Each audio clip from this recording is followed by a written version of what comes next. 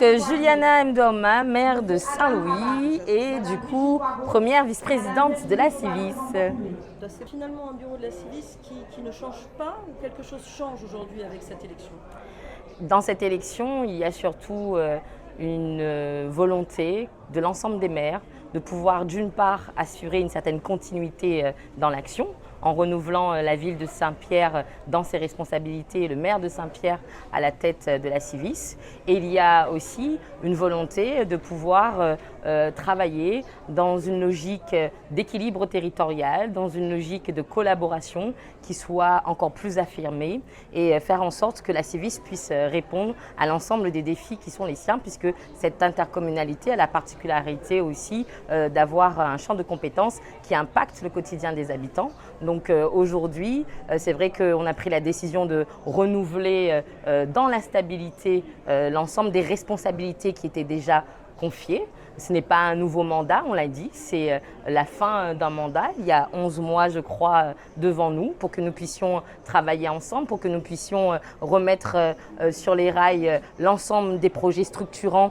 qui sont attendus à la fois dans chacune de nos communes, mais aussi à l'échelle de notre bassin intercommunal.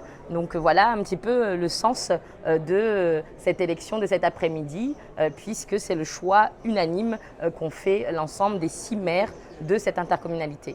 Vous avez du coup brièvement occupé la présidence en étant présidente par intérim. Votre action a été louée par le nouveau président puisque vous êtes livré à un exercice un peu difficile, le budget. Qu'est-ce que vous en retenez? Alors, effectivement, j'ai eu à assurer, comme le prévoient les textes, en qualité de première vice-présidente, dans les circonstances exceptionnelles que nous avons dû affronter. Il me revenait d'assurer l'intérim pendant 1 mois donc de cette intercommunalité. Ça n'a pas été simple, puisqu'il ne vous a pas échappé que l'intercommunalité était dans un contexte qui était un peu tendu, avec des sujets sur lesquels il y avait de la divergence. Mais j'ai estimé qu'il y a des moments dans la vie politique, dans la vie institutionnelle, où on doit savoir placer les choses, placer le curseur au bon niveau. On doit savoir s'élever dans l'esprit de responsabilité institutionnelle qui est la nôtre.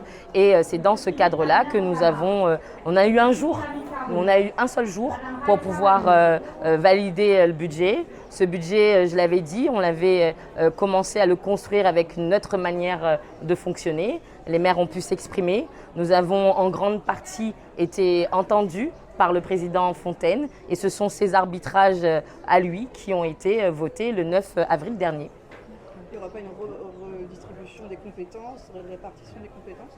La stabilité qu'on choisit et l'unité qu'on a choisie a fait que l'ensemble des responsabilités que chacune avait restera telle qu'elle. Nous allons poursuivre avec Monsieur Lorion en qualité de président de la Civis, l'ensemble des maires en qualité de vice-président et nos collègues qui avaient été choisis en 2020 pour devenir vice-président à nos côtés seront normalement cet après-midi renouvelés dans leurs responsabilités. Que deviennent les sujets sur lesquels vous étiez monté au créneau, notamment sur le transport?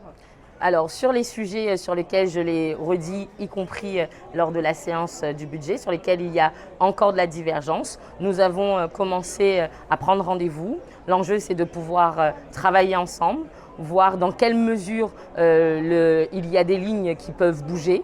Justement, on parle bien des bus et on parle bien des lignes. Moi, je n'ai pas changé d'avis sur ce sujet-là, mais la méthode pour avancer, on a décidé de la poser dans la co-construction entre la ville de Saint-Louis, la Civis et la Sémitel. L'idée, c'est vraiment de faire en sorte que sur ce sujet-là, les habitants, parce que c'est eux en premier lieu, ne soient pas pénalisés. Mon intérêt, c'est qu'il n'y ait pas un seul arrêt qui soit oublié et que l'on puisse faire face à ces difficultés financières qui nous ont amenés dans cette situation, mais pareil, dans un esprit d'équilibre. L'idée, c'est pas que les uns supportent beaucoup plus que les autres, le poids des économies à faire. Donc on a ouvert ce chantier-là avec David Lorion et avec aussi l'ensemble des maires qui sont concernés.